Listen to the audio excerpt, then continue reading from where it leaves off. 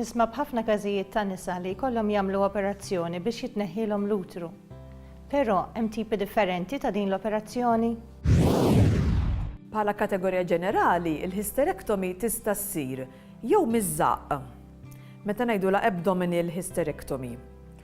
U kemm minn isfel mill-parti ġenitali dik ngħidula il-vaginal hysterektomi u hemm indikazzjonijiet għal waħda jew l-oħra. U mbagħad nafu li l-hysterektomi tista' ssir jew total meta jitneħħa l-utru u l-onq tal-utru, jew subtotal hysterektomi fejn l-onq tal-utru jitħalla fil-post. Il-hysterektomi tista' ssir fejn jew jitneħħa l-utru biss, jew jitneħħew anke l-inqed tal-bajt.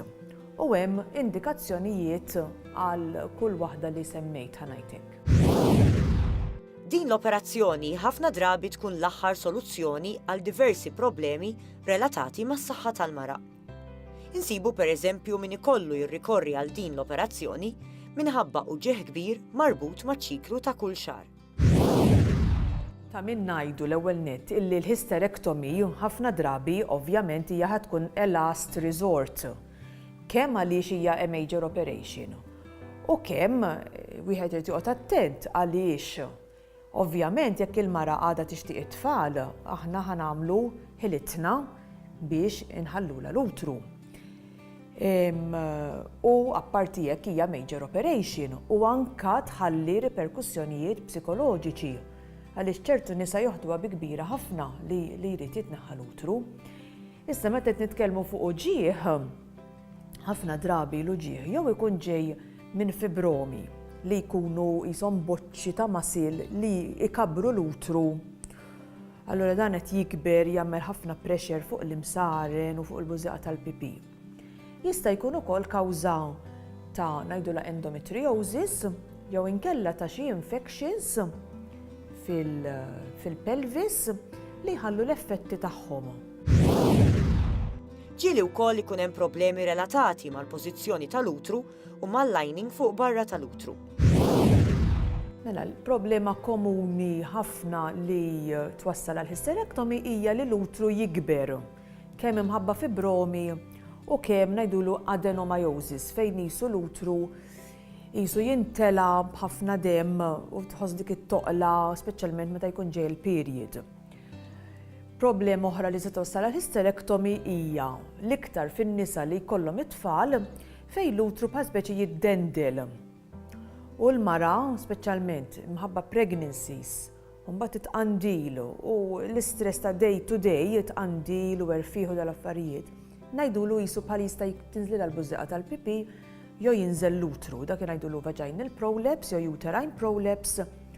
U mbagħad f'dak il-każ jekk l-utru ma jkunx kbir ħafna jista' jitneħħa permezz tal-vaginal hysterektomi. Raġuni oħra għaliex tista' ssir hysterektomi u f'każijiet fejn ikun hemm infezzjonijiet spissi fl-organi riproduttivi tal-mara.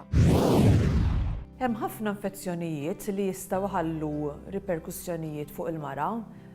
L-iktar waħda li nafu li tista' tħalli effetti hija ngħidula l-pelvic inflammatory disease u waħda mill-iktar infezzjonijiet komuni illi tista' tikkawża din il-problema hija dik tal-klamidja.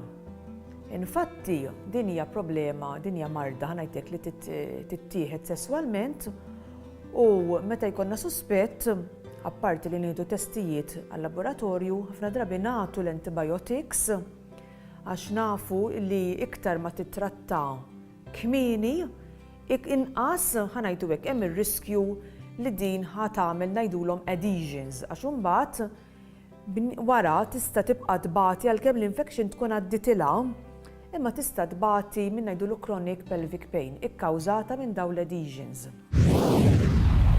Tikka aktar dwar saħħtek. Dieta bilanċata hija ideali għal kulħadd. Studju li sar fost 15,000 persuna li jbatu bi problemi fil-kliwi juri li dieta speċifika tgħin ħafna biex il-kura li jingħataw tkun suċċess. Id-dieta li l-persuni morda bil-kliwi għandhom isegwu trid tinkludi ħafna frott, ħaxix, ħut, legumi, ċereali u fibra. Din hija dieta sempliċi li kulħadd għandu jsegwi. Persuni morda bil-kliwi però iridu jillimitaw ikel li fih ħafna potassju, fosforu u sodju, jiġifieri għandu jiġi evitat kemm jista' jkun il-melħ. Importanti li nfakru dejjem li dawn huma biss pariri u għalhekk wieħed għandu jiddiskuti mat-tabib qabel ma jbiddel id-dieta tiegħu. Tikka aktar dwar saħħtek għada